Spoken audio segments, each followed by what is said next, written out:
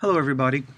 In this video we're going to be talking about shooting targets and having them reset themselves. Again, for your project you need to have several items spread throughout the level that you could shoot and have them reset after you're out of the area.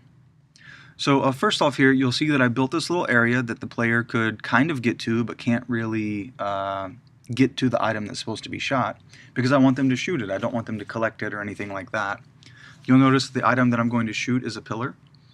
Once again, I've added it in as a interp actor, not a static mesh, because an interp actor you can actually animate, whereas a static mesh just sits there. Okay. So after you've built your level and added in these items, you're going to have to select it in your level and then go to Kismet. Now, once we're in Kismet, there's a couple things we need to do.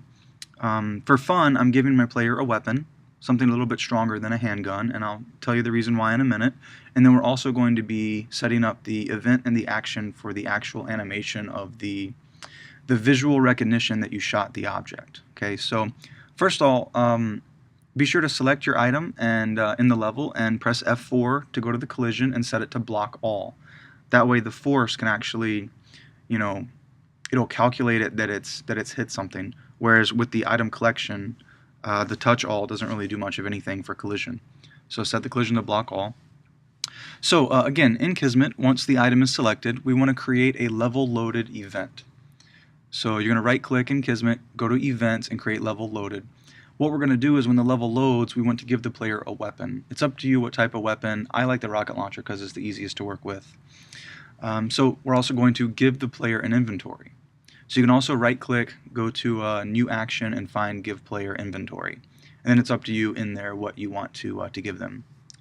If you can't find the player is actually a variable. So new variable, object, and player. You'll notice in this picture that I have player 0. That's because I want to specifically give it to player 1, which is us, the player.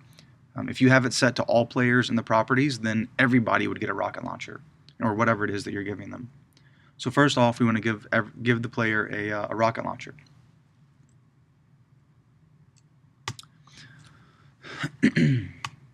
All right. So after that, again with the item that we're going to shoot selected, we're going to right-click and go to create a new event using that object, and we specifically want a take damage event, so that when this object takes damage, it'll do something.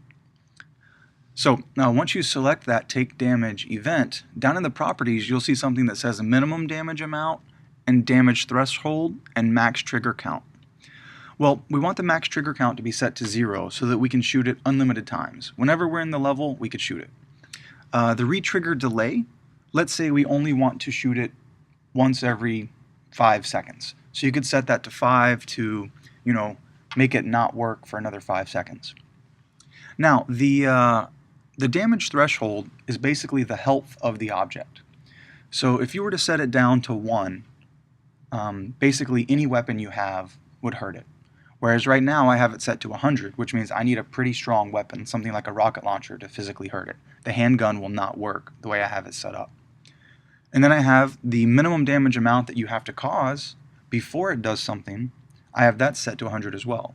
So if the minimum amount that you need to hurt it is 100, and the threshold is 100, then I need a weapon strong enough to kill this item that does more than 100 damage. For example, if I had it set to,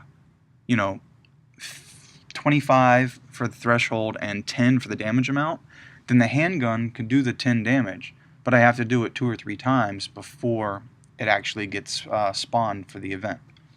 So you can fiddle around with these numbers a little bit and see what you like and see which weapon it works best with and whatnot. But either way, we want the minimum damage amount to be low enough to where one shot can trigger the item. Or, it's up to you. It's your level. Do what you want. But the easiest is to have that number so low that it triggers the event. And of course, we're just going to play a matinee. We're going to play an animation of the item falling down when we shoot it. So simple enough on that. Now, when you're selecting the matinee in Kismet, be sure to, in the properties, to turn on rewind on play. So what that'll do is, once we animate it to reset itself, the rewind on play sets the keyframe and the time slider back at 0, so that we can shoot it again and play that animation again. So in the in the matinee for the object, you definitely need a movement track. In my pillar, I put the pivot, the thing that's going to rotate around, at the base of it. It was already there, but I right-clicked on it and moved it a little bit by changing the pivot. If you right-click on an object, you can change the pivot. So you'll see my keyframes here. I have a lot of keyframes in the very beginning, which is when the item is falling really fast.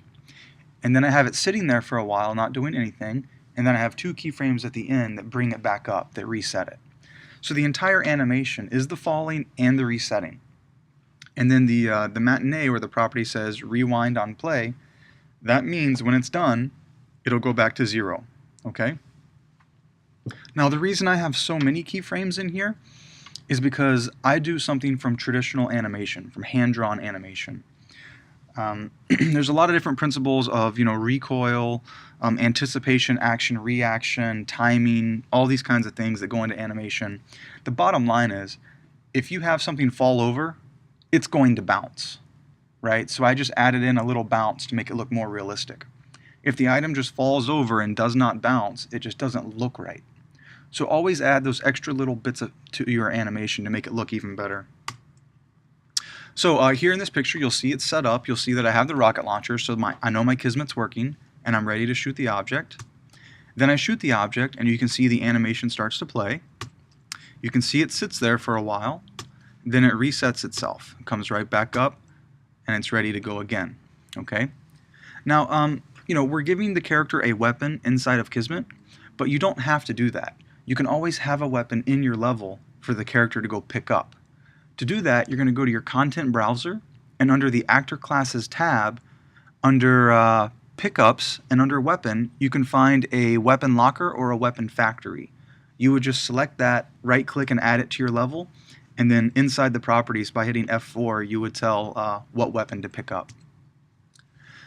So that's it for shooting an object at the most basic level. Obviously, it can get a lot more complicated, but we set up an animation to fall over and reset itself, and we just created a damage trigger, so when you shoot it, it takes damage, it falls over.